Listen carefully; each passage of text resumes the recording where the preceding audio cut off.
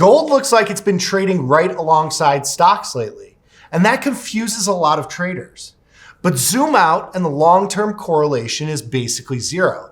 The interesting part is when that relationship actually flips. Stay with us and see when gold actually hedges risk or when it just looks like it does. Gauging gold, understanding its market correlation. Let's do it. Affectionately known as the SIBO now. Yes. So recently, gold prices seem to be moving in the same direction as the market. Does it mean that gold has become positively correlated with the market? Or is it still an investment vehicle to hedge against market risk? What do you think? How do you feel about gold now versus maybe back when you were in the pits? Like, was gold something that you thought of as like your inflation hedge or your risk off asset? Or Yes. Back in the day. Back in the day. And do you feel that way? No. So you think everything's kind of bucketed into just risk? Yeah, and there's just too many products now and too many inverse products and too many places to go to get a much more one-to-one correlation on directional move that you want, where you don't need these obscure kind of risk. I think it's just price, just like everything else. Yes, because you're kind of saying that, back then it was really a one-way trade. It was just long because there wasn't all these products, remember like Dust? I think Dust was one of the ETFs where it's 3x short gold. Like you had the market has become so two-sided that there's no risk on, risk off appetite or dynamic anymore. It's just all risk on. That's correct. I agree with that. I think that was a good way to phrase it. Thank you. Appreciate it. Good job out of you. I try. Excellent. What are we looking at here? To answer that, they're going to answer it for us. Go ahead. So we conducted an analysis on the correlation between gold and SPY. So this is the ETFs, examining how it changes over time. We also took a look at other precious metals to see if they tended to hold true for them as well. So we looked at a couple of the other metals, copper, silver, I believe we have in here as well, but we'll get to that shortly. Mm-hmm. So here's a rolling correlation of SPY or of gold to SPY. I guess it'd be the same thing, SPY to gold. The correlation between gold and S&P 500 has been more frequently positive post-pandemic. So you've had post-COVID much more positive correlation, meaning they kind of go in the same direction rather than the traditional thought of this being kind of your risk-off asset, which would be a negative correlation. Their current correlation stands at 0.24, which is generally considered non-correlated, but is definitely inching closer to a positive correlation. Okay, I mean, in an obscure way, sure. 0.3 is... I'll give it to you. 0.3 to 0.8 is kind of where you get into a... We're all friends here. Take it. The 4-year average is 0.16, which I would call definitely not correlated. That's outside of the realm.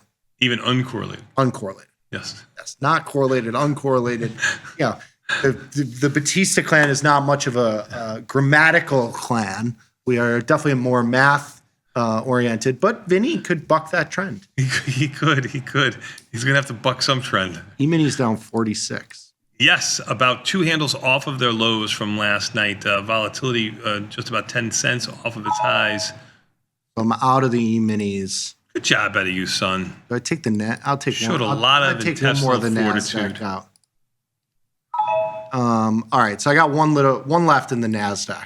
And you covered all of your... But the NASDAQ is only down 0.5%. The E-minis are the weakest today. The E-minis and the Dow actually the weakest. Mm-hmm. And oil getting killed. Did I get filled on that oil position? You did not. One tick off. Did not get filled on yet. Next slide, please.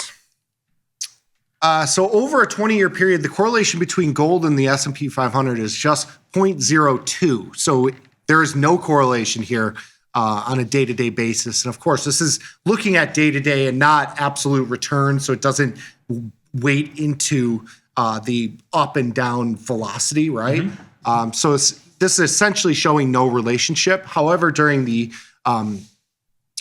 during 2008, so when we had the global financial crisis, gold's correlation with the market was more negative, while in 2020 it turned more positive. What explains this difference? Do you think it's just kind of the trading aspect? I think that's a good. That's oil. Ooh, your oil. You got to feel that your That's price. That means oil's going lower. Oil down $1.68 or 69. Good weight on you. I didn't think you had it in you. Yeah, it's a little spooky. That makes me feel like we're To make get killed on that. for sure. That's out in my mind. You're not going to get a dime on this trade. I was like 3 ticks past the. It was trading at 67. It was offered at 69. Yeah. Yeah, it was offered at 69. Yeah. Yeah. It was 2 tick wide, which Which means the real my price was- fill, it's probably offered now at like 72. Yeah. Yeah. Just Okay. just about. It is offered 71, 69, 71. right. So you're still good right there. All right, so we're there. Oil down 3%. I mean, Huge move. 55 has been kind of the low. There has been the low. Yeah, you're Going having, back to April, this is kind of where we were. you're having about a 10 to 14 day move. The expected move for the next 30 days is around 3 3/4, and we're down around a little over 1.5. So you've got about a 10 to 12, 14 day move today in oil with this implied volatility. So I like what you're doing.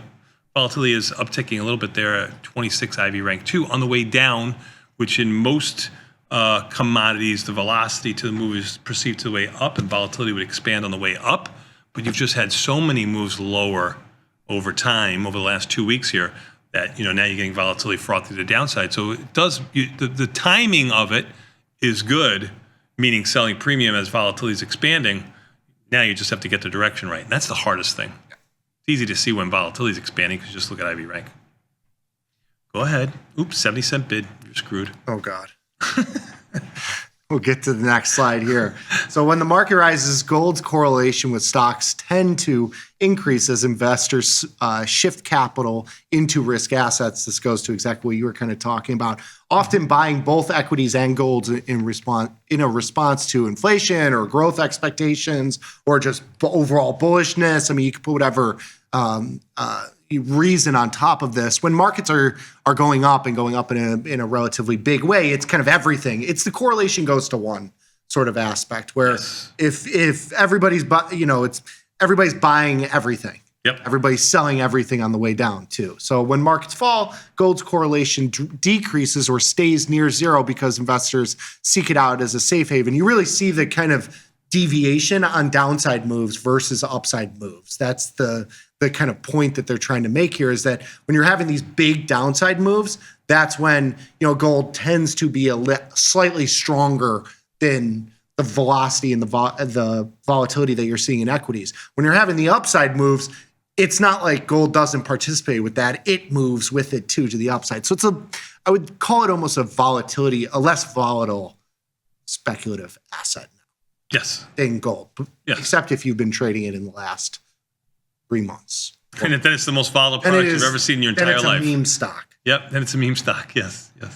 So the next slide here. So it makes sense now why gold's correlation with the S&P 500 has become more positive since 2020, as the market has experienced a strong bullish trend over the past 5 years. You look at a chart, it's been straight up and to the right in basically any asset that you've looked at. And that's just been risk assets and risk on in general. So this shows that gold is not an ideal hedge during market upturns. So gold, being short gold is not kind of the play in an up market. However, during drawdowns, its correlation decreases or stays near zero as investors seek a safe haven. So in times of big market drawdowns, it might be less volatile in those periods of time. Of course, if you can kind of time that entry there. I think the point here is that it's a little bit more of a diversification tool when those periods of time happen, which is hard to plan for. But we're also going to take a look at silver. We're going to look at platinum, which you can trade the futures of as well, and copper, and see if there's that same sort of correlation there. You've got a couple semi-precious metals, silver and platinum, and then you've got copper, which is not a precious metal. It's a metal. It's just not precious. One man's junk is another man's treasure. You know what I mean? So Who knows if this starts if these start moving the way they've been moving, we might have copper be the next precious metal. Sure. And copper, I remember years back, really caught itself a bit. I forgot why. Maybe it was the infrastructure needs or something, but copper went crazy for a while, and the markets were a little bit wide. So be careful in there. They're not as tight as gold and silver. So looking at the correlations here, this is all of them together. So you've got an SPX, you have gold, silver, platinum, and copper in there. Silver and platinum follow a similar pattern to gold because they are considered precious metals. The only outlier here is copper, as it's not a precious metal. The market correlations have been positive due to the bullish move. And so, again, we've had an up market, and so everything has gone up in that market. What happens? Yep. So going out to a 10-year period, and get on to the next slide here, the correlations all come down and become closer to zero. So when you look at a longer time frame, there's a lot less of a correlation between metals and the market as a whole, showing that precious metals are a great diversification play here across the board. When you look at it over a long periods of time, on short time horizons, not much of a correlation. Takeaways, couple takeaways. Which I was right. You were absolutely correct, and I think you had a First time today. No, you've had a lot of wins, so you can give me one. Gold's correlation with the market is low long-term, but rises during bullish periods. I think even if we looked at like bearish periods, that small blip of time, I think the correlation is probably high there too. I just think it's less volatile. Gold hedges effectively during market drawdowns when correlations become negative. However, during regular market periods, gold is more of a diversification strategy than a hedging strategy. Other precious metals also provide diversification as correlations with equities are closer to zero over longer periods of time. So all the metals, I'm sure all the commodities kind of have that same sort of aspect to them. So it is something that you should definitely consider trading. You should have it as a tool in your toolbox.